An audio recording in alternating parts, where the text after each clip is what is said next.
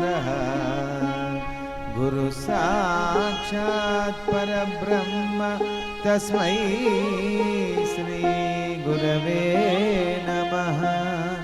शुक्लांबरधरं विष्णु शशिवर्णौ चतुर्भुजौ प्रसन्नवदनौ ध्यायेत् सर्वविघ्नोपशान्तये।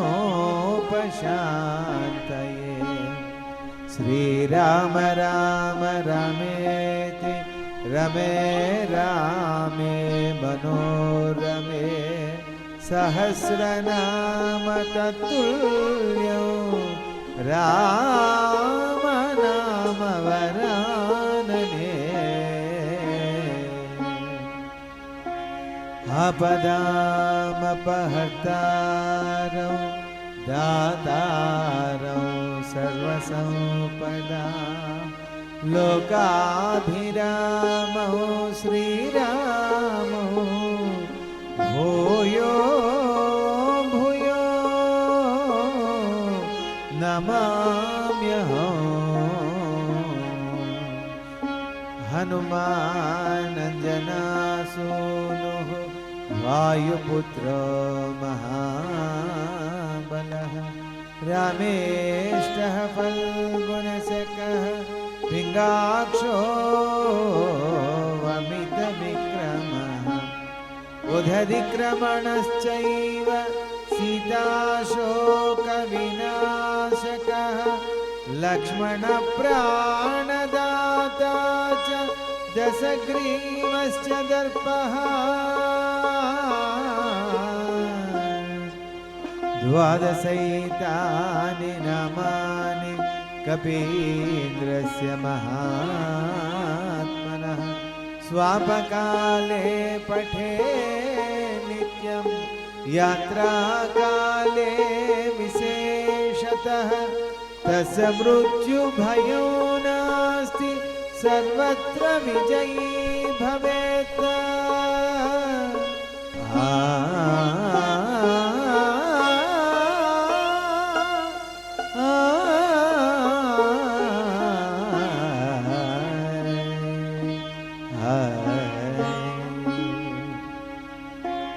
यत्र यत्र रघुनाथकीर्तनं तत्र तत्र कृतमस्तकाञ्जलिं बाष्पवारि परिपूर्णलोचनौ मारुतिं नमत राक्षसान्तकम्।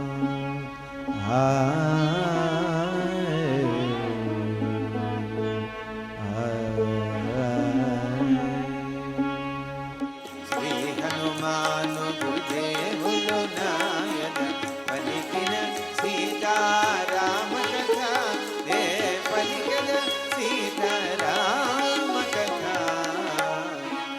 రామాయణ మహాకావ్యంలో పంచమకాండ సుందరకాండ చాలా గొప్ప కాండ. ఒక రామాయణానికే సౌందర్యాన్ని ఇచ్చినటువంటిది, రామాయణానికి హృదయ సంబంధితమైనటువంటి. కలియుగంలో రామనామానికి మించిన రుచికరమైనటువంటి నామము పదార్థం ఈ ప్రపంచంలో ఉంది. రామనామం నిరంతరం మనం జపిస్తూ ఉంటే పరమాత్ముడు కూడా కదిలి వస్తూ ఉంటాడు. దానికి ఎన్నెన్నో మన చరిత్రలో ఎన్నెన్నో ప్రమాణాలు ఉన్నాయి. ఒక భక్తుణ్ణి రక్షించడానికి పరమాత్ముడు ఏదో రూపంలో ఏదో రకంగా ఖచ్చితంగా వచ్చి అనుగ్రహిస్తాడు అనడానికి మన భారతదేశంలో ఎన్నెన్నో గొప్ప గొప్ప కథలు కనబడుతున్నాయి. అలాగా మన భక్తే మన శక్తి, మన భక్తే పరమాత్మను కదిలిస్తుంది, పరమాత్మను మన దగ్గరికి రప్పిస్తూ ఉంటుంది.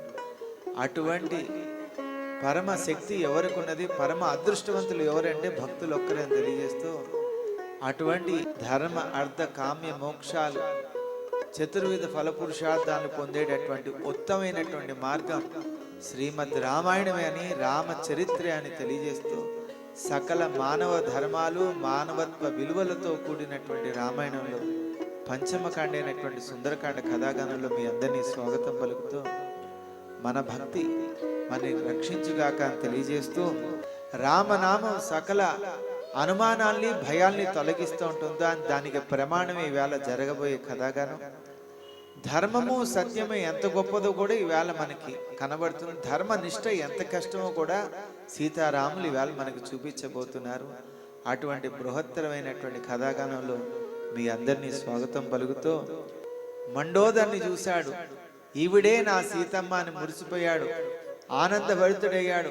గట్టులెక్కాడు, పుట్టలెక్కాడు, ఆ స్తంభాలు ఎక్కాడు, కిందకు దూకాడు, పల్టీలు కొట్టాడు, తన తోకను తీసుకున్నాడు, ముద్దాడుకున్నాడు. శభాష్ హనుమా, నువ్వు తప్ప ఇంకా ఎవరూ లేరు అని అనుకుని, ఎలాగైనా నువ్వు అమ్మవారిని చూసేసావని అనుకున్నాడు. మండోదరిని చూసిన తర్వాత ఈవిడే సీతామాత అనుకున్నాడు, ఆనందపడిపోయాడు, గంతులేశాడు. మళ్ళీ ఆనందం కరిగిపోయింది, తొలగిపోయింది. ఎప్పుడైతే నిజాన్ని గుర్తించాడో, శ్రీరామచంద్రుడు యొక్క అర్ధాంగి సీతమ్మ మహాపతివ్రత, రాముడే తన సర్వస్వాన్ని భావించి వచ్చినటువంటి తల్లి రాముడికి దూరం అయిపోయిన తర్వాత రావణాసుడి దగ్గర సుఖంగా ఉంటుందా? దివ్య వస్త్రాలు ధరిస్తుందా? ఆభరణాలు ధరిస్తుందా? భుజిస్తుందా? రాముడిని మర్చిపోతుందా? అలా మర్చిపోతే ఈవిడ సీతమ్మ అవ్వగలుగుతుందా? శ్రీరామచంద్రుడు ఒక అర్ధాంగిగా పిలువబడుతుందా? పొరపాటు జరిగింది, నా తల్లి అయితే ఇలా ఉండదు అని అనుకుంటున్నాడు. అది రామాయణం ఒక గొప్పతనం. రామాయణం ఎప్పుడూ మన్ని నిజమైనటువంటి మార్గంలో ప్రయాణించేటటువంటి యోగ్యతను కలిగిస్తుంది, బుద్ధిని కలిగిస్తుంది, జ్ఞానాన్ని కలిగిస్తుంది, జయాన్ని అందిస్తూ ఉంటుంది. అలాగా హనుమంతుల వారు బొట కన్నీళ్లు కారుస్తూ ఇంక ఏమనుకుంటున్నాడో, తల్లి కనపడకపోతే ఎంత ప్రమాదం రాబోతుందో కూడా అనుకుంటున్నాడు. రామాయణం లేకపోతే లోకానికి ఎంత ప్రమాదం జరగబోతుందో కూడా మనం తెలుసుకుందాం. సుందరకాండ యొక్క సౌందర్యం ఇక్కడి నుంచి మొదలవుతోంది. రాముని సీత ఎటులుండునా, రావణు చేరి సయనిల్చునా, రాముని బాసి నిదురిల్చునా, భుజిల్చునా, భూషణములదాల్చున, పరమ పురుషుని రాముని మరచున, పరపురుషునితో కాపురముండున, పరమ పురుషుని రాముని మరచున, పరపురుషునితో కాపురముండున, సీత కాదు కాదు కానే కాదని, సీత కాదు కాదు కానే కాదని, మోరుతి వగచుచు వెదక సాగెను. ఈవిడ నా తల్లి కానే కాదని అనుకున్నాడు. ఎక్కడెక్కడ వెతికాడు అవన్నీ గుర్తు తెచ్చుకుంటున్నాడు. ఎక్కడెక్కడ వెతికాడు, ఏమేమి చూశాడు అవన్నీ స్మరించుకుంటున్నాడు. ఒక్కసారి ఏ రకంగా, పోవగరాని తాముల పోతి, చూడగరానివి ఎన్నో చూచితి, పోవగరాని తాముల పోతి, చూడగరానివి ఎన్నో చూచితి, జ్ఞానముగా పరుల పరకాంతల పరిశీలనగా పరిగెలుచితిని, జ్ఞానముగా పరుల పరకాంతల పరిశీలనగా పరిగెలుచితిని, రతికేళి సలిపి సోలిన రమణుల ఎందరినో పొడగాచితిని, ధర్మముగానని పాపినైతినని, ధర్మముగానని పాపినైతినని, పరితాపముతో మారుతి కృంగెను. శ్రీ హనుమాను గురుదేవులు నాయద పలికిన సీతారామ కథ, నే పలికద సీతారామ కథ.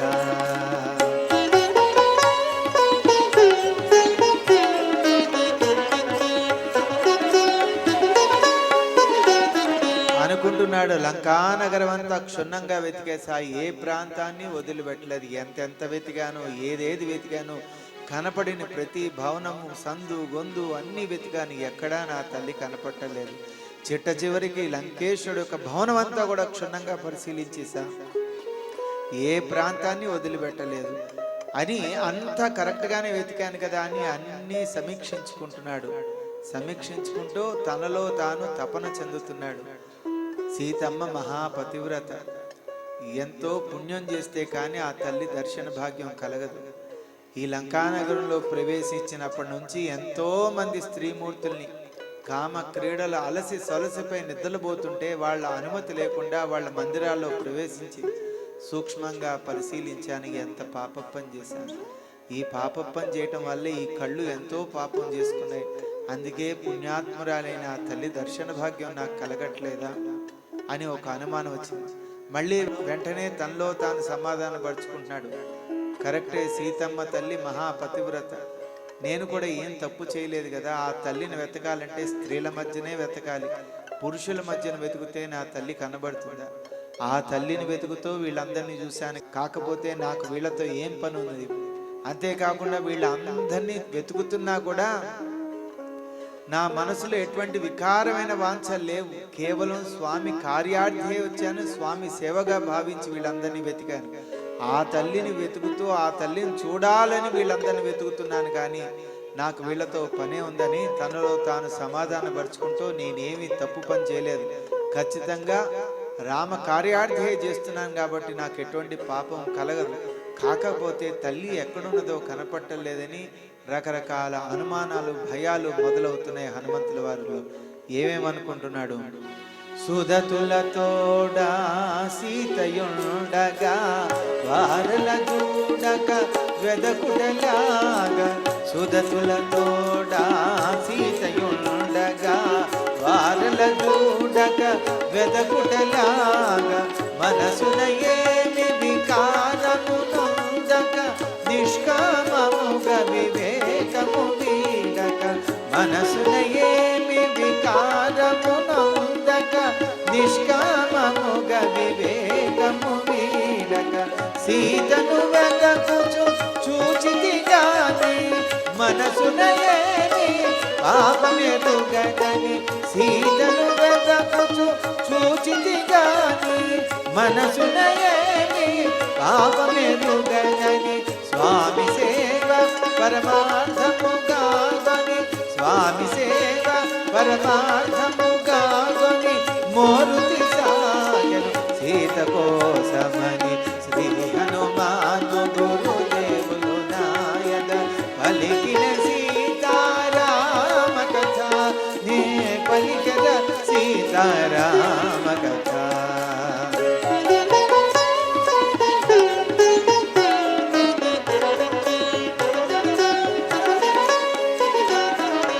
ఒకటే అనుకుంటున్నాడు, సీతమ్మ కనపడకపోతే ఎంత ప్రమాదం జరగబోతుంది. శ్రీరామచంద్రుడి దగ్గరికి వెళ్ళి సీతమ్మ కనపడలేదంటే మహాద్రోహం, పోని అబద్ధమాడితే మహాపాపం. అమ్మవారు కనపడలేదు అని చెప్తే ఈ దురవార్తని శ్రీరామచంద్రుడు క్షణకాలం కూడా బతకడు. హే సీత అని ప్రాణాలు వదిలిపెడతాడు. ఎప్పుడైతే రాముడు లేడో లక్ష్మణుడు బతకడు. రామలక్ష్మణ్ లేకపోతే భర్త శత్రుఘ్నులు, వాళ్ళ తల్లులు, అయోధ్యవాసులు అందరూ మరణిస్తారు. ఎప్పుడైతే ఇంత దారుణం జరిగిపోతుందో మాటిచ్చి నిలబెట్టుకోలేకపోయాను కదా అని సుగ్రీవుడు గారు ఆత్మహత్య చేసుకుంటే మా వానర్ల గతి ఏమవుతుంది? ఒక్క అనుమానం, ఇప్పటిదాకా నమ్మకం ఉన్నది, కనబడుతుందని ధైర్యంగా వెతికాడు. ఒక్క అనుమానం కలిగింది. ఆ అనుమానం భయాన్ని కలిగించింది, ఉన్న శక్తిని అంతా కూడా హరించింది, ఆలోచన కూడా మారిపోయింది. ఆ దృష్టి ఎక్కడికి పోయిందంటే అమ్మవారు కనబడకపోతే నేను ఇంకా బతికుండేది, చచ్చిపోతే బాగుంటుంది కదా, నా వల్ల ఇంత మారణ హోమం జరిగేదానికంటే నేనే ప్రాణాలు వదిలి పెడితే నా గురించి ఎదురు చూస్తూ వాళ్ళు బతుకుతారు కదా అని ఆలోచిస్తున్నాడు హనుమంతులు వారు. జీవితంలో ఎప్పుడు ఏ పని చేస్తున్నా నమ్మకంగా చేస్తే ఆ నమ్మకమే మన్ని ఎన్నెన్ని కష్టాల నుంచి అయినా బయటపడేస్తూ ఉంటుంది. రెప్పపాటు అనుమానం వస్తే చేసే పనిని చెడగొడుతూ ఉంటుంది. హనుమంతుల వారు కూడా అదే పరిస్థితి వచ్చింది. కానీ చేసే పని మంచిదైతే కష్టం వచ్చినా, భయం కలిగినా, నష్టం కలగనీయకుండా రామానుగ్రహం కలుగుతుందని ప్రమాణం కూడా ఇవాళే మనకు కనబడుతోంది. చేసే పని మంచిదైతే భగవంతుడు ఎప్పుడూ మనకు తోడవుతాడు. కష్టాల నుంచి మనకి సునాయాసంగా బయటపడేస్తాడు. రెండు చేతులు ఎత్తేసి రాముని నమస్కరించిన తర్వాత ఎంత గొప్ప మేలు జరిగిందో తెలుసుకుందాం. ఏమనుకుంటున్నాడు, ఎక్కడెక్కడ వెతికాడో అవన్నీ కూడా తనలో తాను తలుచుకుంటున్నాడు. ఏమనుకుంటున్నాడు, భూమి గృహములు, నిశా గృహములు, క్రీడా గృహములు, లతా గృహములు, భూమి గృహములు, నిశా గృహములు, క్రీడా గృహములు, లతా గృహములు, ఆరామములు, చిత్రశాలలు, బావులు, తిన్నెలు, రచ్చవీధులు, ఆరామములు, చిత్రశాలలు, బావులు, తిన్నెలు, రచ్చవీధులు, మేడలు, మిద్దెలు, ఇల్లు, కోనేళ్ళు, సందులు, బావులు, బాటలు, తోటలు, మేడలు, మిద్దెలు, ఇల్లు, కోనేళ్ళు, సందులు, బావులు, బాటలు, తోటలు, ఆగి ఆగి అడుగడుగున వెదకుచు, ఆగి ఆగి అడుగడుగున వెదకుచు, సీతను కానక మారుతి వగచే, శ్రీ హనుమాను గురుదేవులు నాయద పలికిన సీతారామ కథ, నే పలికద సీతారామ కథ.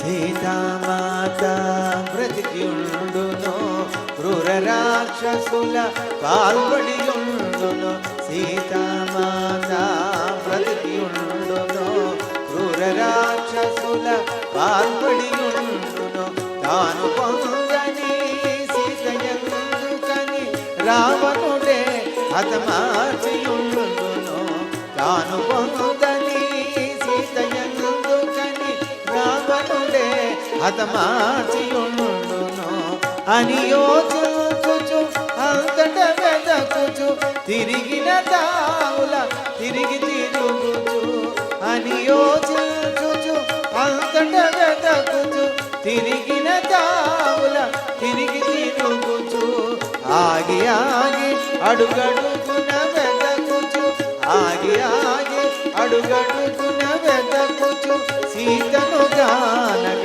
మారుతి వగచే, శ్రీ హనుమాను గురుదేవులు నాయద పలికిన సీతారామ కథ, నే పలికద సీతారామ కథ.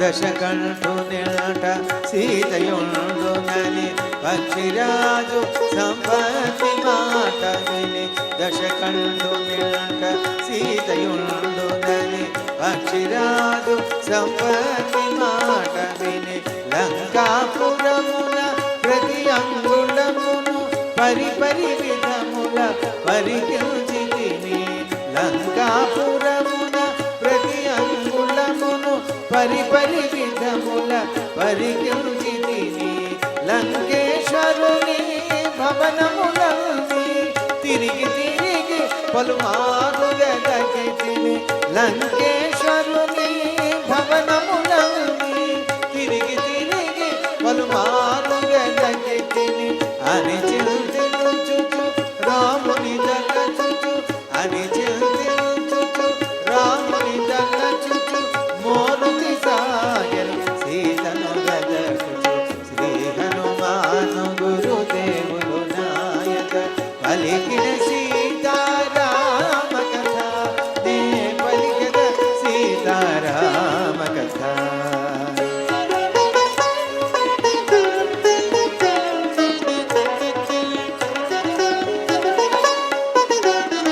రావణాసుడి ఇంటిలో సీతమ్మ వారు ఉన్నదని పక్షి సంపాతి మాట విని వచ్చాను. లంకిణి కూడా చెప్పింది, కానీ నాకు తల్లి కనపట్టలేదు, ఇక్కడ ఉండవలసిన తల్లి నాకు కనపట్టలేదంటే ఏవై ఉంటుంది?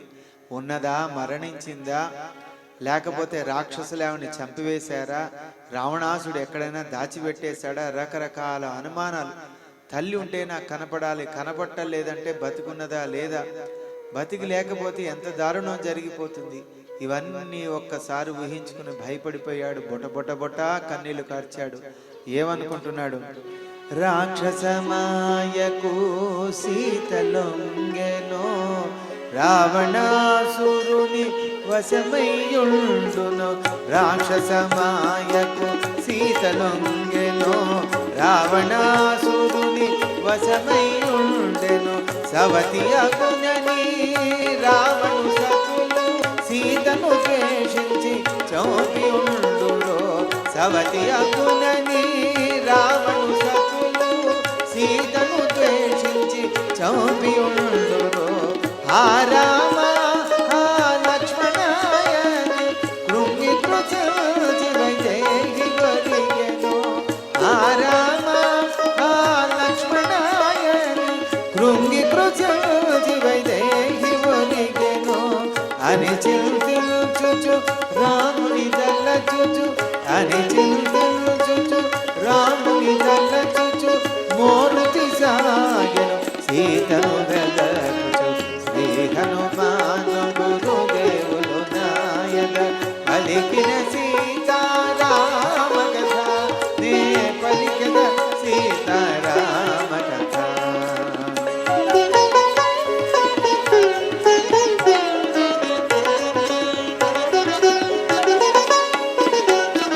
పంజరమందున శారిక రీతిని లంకాపురమున సీతయుండెను.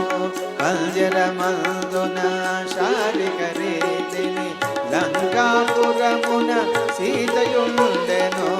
అంధకార బంధురమౌశాలల సీత నిరాశతో చరలుండెను. అంధకార బంధురమౌశాలల సీత నిరాశతో చరలుండెను. రామ వియోగము దుఃఖభారమున తనకు తానుగా మరణమొందెను. రామ వియోగము దుఃఖభారమున తనకు తానుగా మరణమొందెను.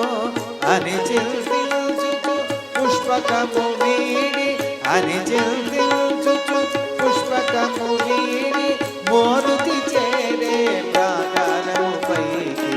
శ్రీ హనుమాను గురుదేవులు నాయన పలికిన సీతారామ కథ, నే పలికిన సీతారామ కథ.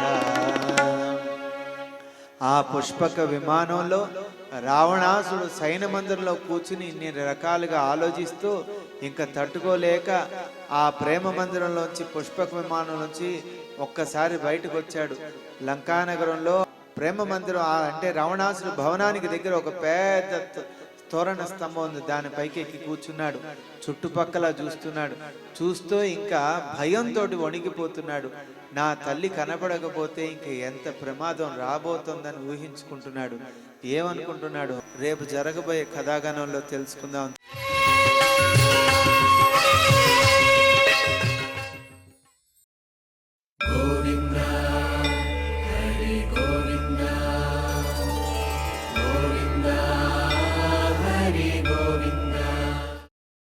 ఓం నమో